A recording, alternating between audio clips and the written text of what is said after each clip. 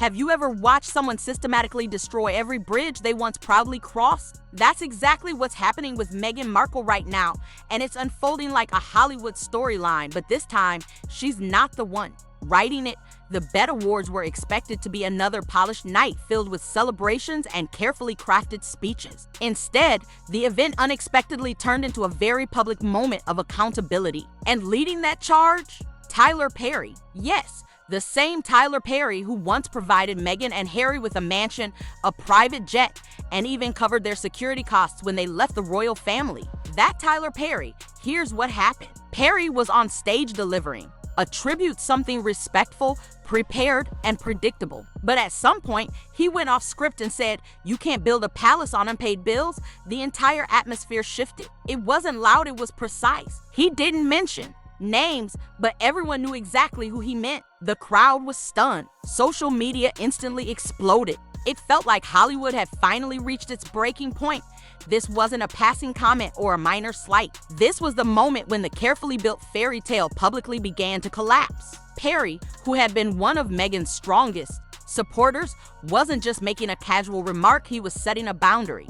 After years of offering support, gifts, protection, and, according to insiders, receiving no repayment, this was no longer about kindness, it was about feeling taken advantage of.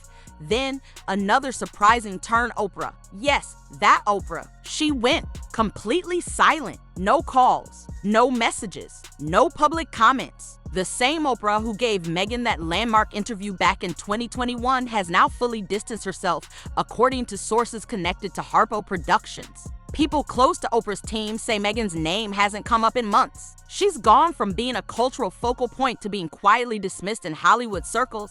Just think about how remarkable that shift is. Meghan was once at the heart of a major cultural movement. She once held public sympathy, influence, a royal title, and the strong support of the media. Now, leading PR agencies won't go near her. WME, CAA, even UTA agencies that would typically compete to represent a royal figure are reportedly stepping away. Why? She's now seen as too controversial, surrounded by ongoing issues and too much negative attention. Inside the industry, they refer to it as the Markle risk factor. It almost sounds like a stock warning, but that's how seriously they approach it. Every project she's involved in either gets canceled, underperforms, or ends with reputational challenges. Netflix committed $100 million to her. Yes, $100 million, but what came of it? The animated series Pearl was canceled before release. Live to Lead barely made an impact. Even Harry and Meghan, the docuseries, was so uneventful that Rolling Stone called it Goop Meets Suits, but without the charm. Let's step back to why people like Tyler Perry helped her in the first place. Back in 2020, Meghan and Harry had just left the UK. They had no security, no permanent home, and no solid plan. Tyler Perry stepped in, flying them to safety and offering them a luxury mansion in Los Angeles. That wasn't just a generous gesture, it was a sign of trust. He supported them when few would. And now, he's publicly stepping away, delivering his message in front of a Bet Awards audience. That wasn't a subtle move, it was intentional. Behind the scenes, Perry's team had reportedly been encouraging him for years to set boundaries. They are said to have told him, "This isn't philanthropy, it's charity without consent." After years of unpaid obligations, Perry seems to have decided he's finished staying quiet. On that stage, he made it clear Meghan's public image isn't built on gratitude, but on favors and polished appearances. What's more concerning is that even figures once seen as her strongest allies, like Oprah, are distancing themselves. In an industry where loyalty holds real value, Meghan's influence appears to be fading. Tyler Perry wasn't the only one signaling a shift that night. It seems Hollywood itself is collectively sending the same message: they've had enough. For someone who once dominated global headlines, Meghan Markle is now seeing just how quickly the industry can move on. Invitations have stopped coming, media interest has all but disappeared, and notably, she didn't make the guest list for this year's Vanity Fair Oscar party. That likely wasn't by chance. According to insiders, event organizers have grown. Tired of dealing with her team's high demands, last-minute changes, requests for exclusive entrances, restricted press coverage, and demands for guaranteed spotlight moments. She expected royal-level treatment, but without the status that earns that level of respect. And it's not just about red carpet events. Her team's outreach to major studios and platforms is being ignored. No approvals, no new deals, not even basic meetings. Reports suggest she's been quietly taken off potential collaboration lists at several top media companies. At this stage, it's as if she's become almost invisible in her own industry, a list Hollywood isn't built to accommodate ongoing turmoil, especially when there's little to gain in return. What's more concerning is that her so-called empire appears to be collapsing behind the scenes. Financial regulators have reportedly started paying closer attention. Several U.S. institutions have flagged unusual financial activity connected to her Archewell Foundation. Banks have noticed concerns like unusually high consulting fees, delayed repayments, and inconsistent spending patterns. One banking executive told Forbes that Meghan is brand rich but cash poor. In other words, she appears wealthy based on her public image but relies on future earnings that consistently fall short. The 2024 tax records didn't help her reputation. Archewell reported nearly $3 million in administrative expenses but produced almost no significant content during the year. Legal experts are now openly questioning whether some of these expenses should even qualify as nonprofit spending. Personal stylists, luxury travel, and media consultants with unclear responsibilities. Many say it raises serious red flags for an audit. Then there's the Spotify breakdown. The $20 million podcast deal was intended to anchor Meghan's new media platform, but it fell apart after just 12 episodes. Spotify didn't simply end the contract, they reportedly made sure there would be no return. One executive publicly labeled her and Harry as grifters, while insiders said the staff had grown tired of unmet promises. Meghan was said to have committed to more than she delivered and often shifted blame when things didn't work out. She attempted to recover with her latest project, Confessions of a Female Founder, a podcast teaser meant to mark her return. However, it failed to gain traction. It barely appeared in trending charts, and early feedback from focus groups described it as overly self-centered and unclear. There's no real excitement left, no buzz, no momentum, not in podcasts, television, or publishing. Her once highly promoted brand now seems like a poor investment that people hesitate to admit they support it. It's important to remember that she once had the full backing of Oprah Winfrey. That 2021 interview attracted 17 million viewers and captured worldwide attention. Meghan emerged from that moment as a major cultural figure. However, according to a source close to Harpo Productions, Oprah's team began to reconsider not long after. Privately, palace advisors had reportedly cautioned Oprah's circle, suggesting Meghan's story might not fully hold up. At the time, those concerns were dismissed. Now, though, Oprah is quickly distancing herself. Even Meghan's longtime industry friend, Gayle King, appears to have stepped back. No recent mentions, no visible support, just silence. This seems to be a calculated decision, not a personal one.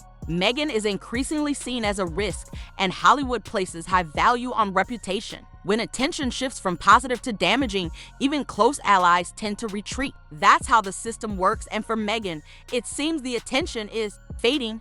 Beyond public relations challenges, Archewell is now potentially facing serious legal issues.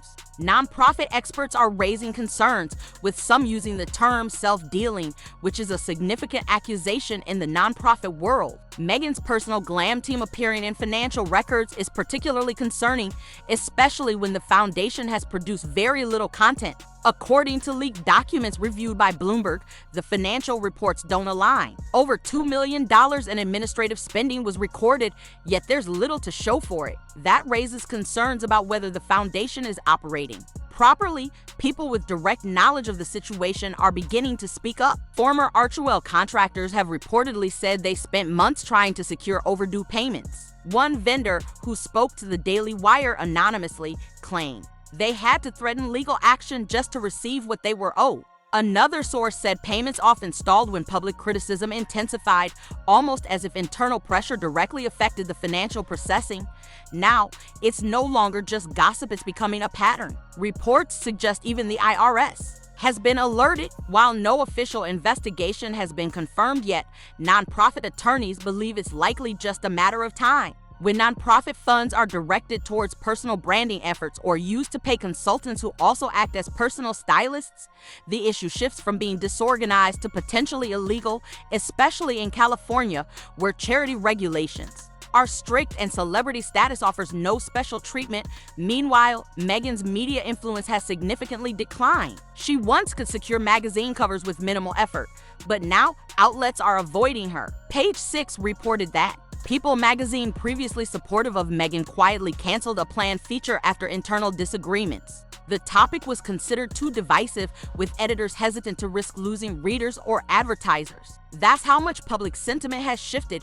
Behind the scenes, her own team appears to be breaking apart. Staff turnover is reportedly high. Morale is low, and information continues to leak. Her PR agency is no longer working on managing crises, they're now focused on basic damage control. And the most significant damage isn't financial, it's to her reputation. Meghan is no longer viewed as the misunderstood figure challenging royal traditions. She's increasingly seen as someone who shaped the narrative to her advantage, consistently overpromised and repeatedly underdelivered.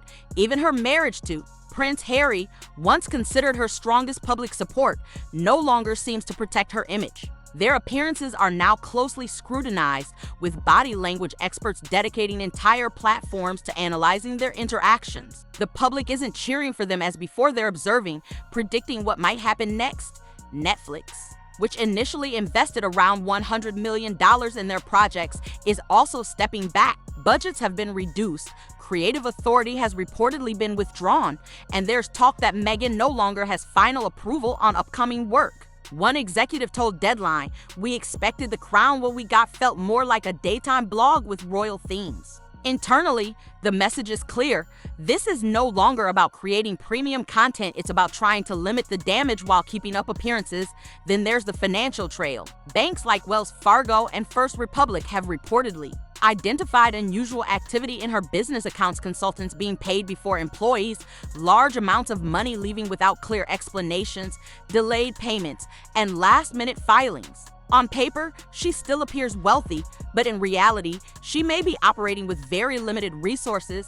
This is what it looks like when a narrative quietly unravels, not through major headlines, but through silence. No invitations, no event premieres, no new collaborations. Meghan's name, once seen as valuable, is now becoming a cautionary example. In Hollywood, titles mean little. What truly matters is trust, and that's what she seems to have lost. There's no royal safety net remaining. There's no palace to hold responsible. There's no Oprah to step in and shape the story. Meghan Markle built her public image by stepping away from the royal family, but in doing so, she may have damaged the one thing she could not afford to lose: her credibility. And in this industry, once that's gone, everything else tends to follow.